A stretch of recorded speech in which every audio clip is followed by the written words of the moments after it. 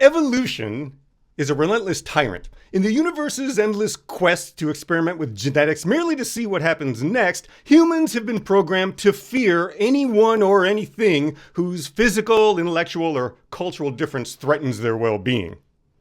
Our cells fight for dominance within us, and perhaps consequently, we battle for supremacy in our offices, our schools, our public spaces, our homes, and unfortunately in global wars. Evolution is a fighter, and it appears that we are too. Survival of the fittest is the rule, after all, except that it isn't. As we've done with many ideas, humans have taken Darwin's theories about evolution and twisted them entirely out of context.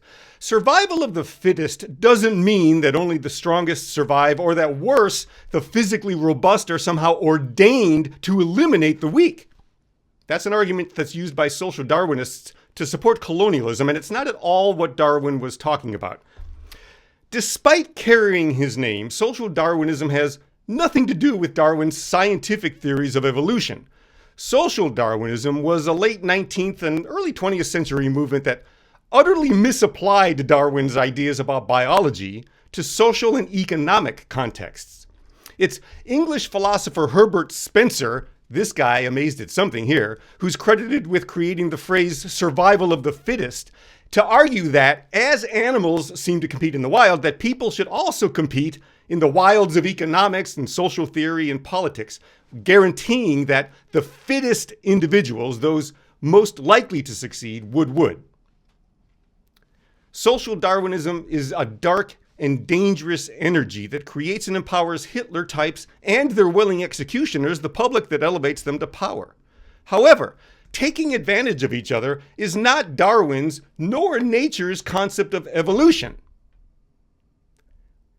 Darwin famously studied finches in the Galapagos Islands. He discovered that it's not the physically toughest or the most ruthless finches who thrive. Instead, the most adaptable survive.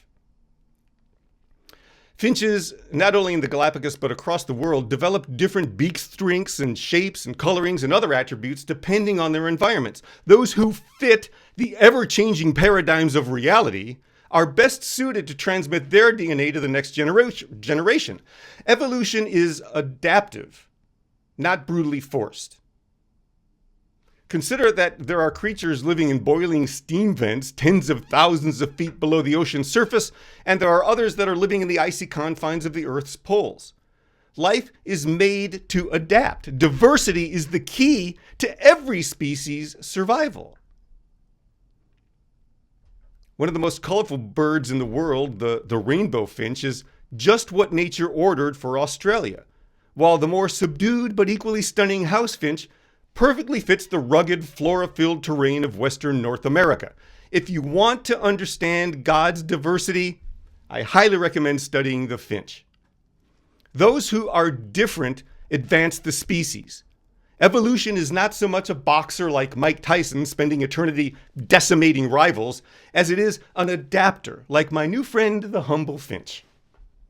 The diversity of God's creatures is a brilliant example of a creative, evolving God.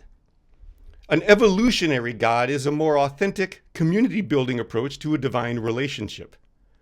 The Jewish people who wrote what we today call the Bible believed that nature's diversity was a powerful example of God's creativity and adaptability. They imagined not merely people and finches, but an entire universe made in the image of God.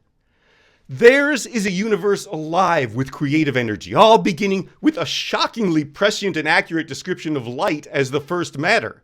And of course, today we know that light is photons, an atomic particle that is indeed essential to the rest of creation. But after God creates with light, God says, "Let the earth produce every kind of living thing, livestock, crawling things, and wildlife." And that's what happened. God made every kind of wildlife, every kind of livestock, and every kind of creature that crawls on the ground. God saw also how good it was. Then God said, Let's make humanity in our image to resemble us so that they may take charge of the fish of the sea, the birds in the sky, the livestock, all the earth, and all the crawling things on earth. God created humanity in God's own image. Male and female, God created them. It's not only okay to be different, the universe has made us to be so. God requires diversity. If that were not true, we'd all be the same and nothing would ever change. But no two people are alike, and everything changes all the time. Evolution occurs through variations in our genetic code. Different people are evidence of progress, of the universe continuously coming into being. God needs you to be you because God is experiencing and evolving reality through you. Everyone, and I mean everyone, is on a God journey, showing God what it's like to be you. And contrary to some beliefs, God does not prefer a straight journey to a gay one or a white ride to a trip with a person of color.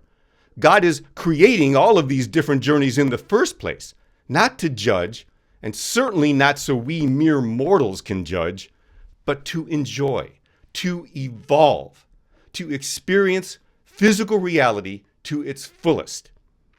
As God-bearers, we should do the same, no matter our religion, and unfortunately, sometimes maybe despite it. While our cultures and religions try to mold us in their images, we are each made in the divine image of diversity.